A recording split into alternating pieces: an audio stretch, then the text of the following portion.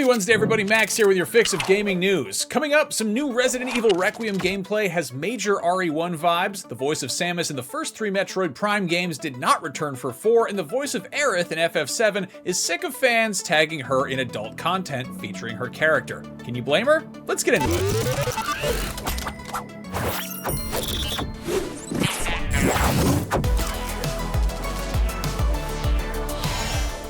Resident Evil Requiem is less than 3 months away, and it still feels like Capcom is playing things pretty close to the chest with what is actually going on in this game. That said, some new gameplay was shown off that should make old school RE fans very happy.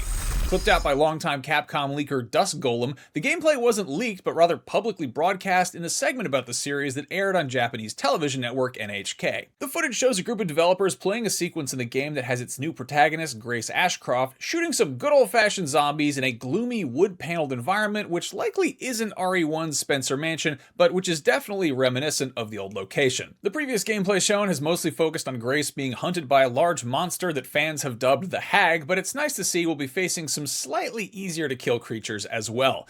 Resident Evil Requiem hits PS5, Xbox Series, Switch 2, and PC on February 27th, and we will keep you posted when we find out more, and if Leon Kennedy is in it.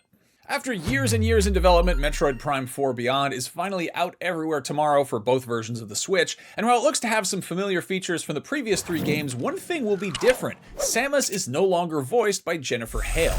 Reported by Nintendo Life, Prime 4's end credits list Aaron Yvette as the voice of Samus. Yvette's past work includes Snow White in The Wolf Among Us, Alex in Oxenfree, and can currently be heard as Blonde Blazer in Dispatch. Hale, on the other hand, is best known for playing female Commander Shepard, or FemShep, in Mass Effect 1-3, Naomi Hunter in the Metal Gear games, and Rivet in Ratchet & Clank Rift Apart, just to name a few of her many roles.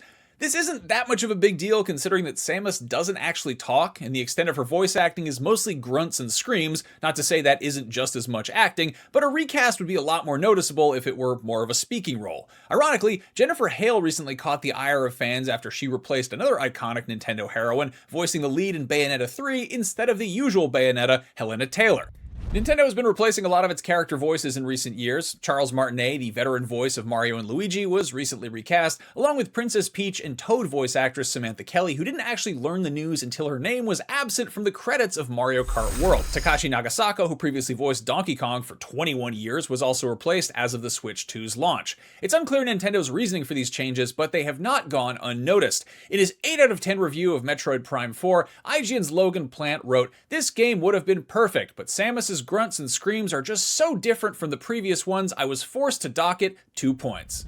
I'm kidding, he did not say that. Please don't quote me on that. That's not in his review, that's a joke. He did have a lot of other stuff to say, so please go check out that review if you haven't yet.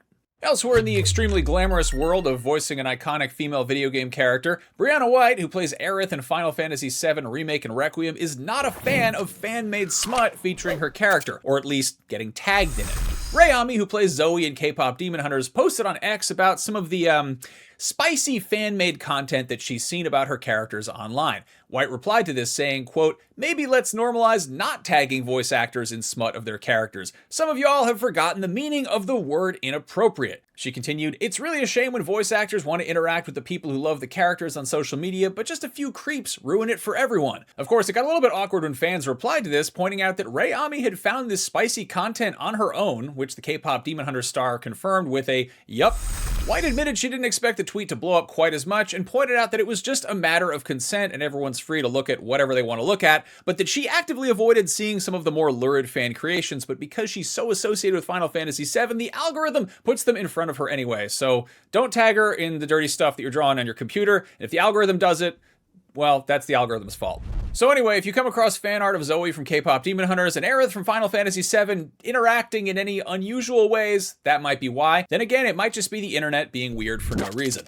Before we go, if you're shopping for a gift for that Fallout fan in your life, including yourself, there's something on the IGN store you might want to consider. The Wand Company has created a 1-to-1 screen-accurate replica of the Pip-Boy 3000 Mark V, built using the actual geometry from the Fallout TV series. It's got a die-cast metal faceplate, hand-weathered finish, memory foam cuff, and a working TFT LCD screen that displays over 45 in-universe screens. It's also a fully functional alarm clock, FM radio, and it's totally wearable, but it also comes with a premium display stand that turns it into the ultimate desk or nightstand centerpiece. Whether you're cosplaying, collecting, or just living your best wasteland life, this is the perfect Pip-Boy for you. So grab yours now at store.ign.com before they're gone. That is your fix for Wednesday, December 3rd. I'm Max Scoville, and as always, for all of your gaming news, keep it locked to IGN. I'll see you around.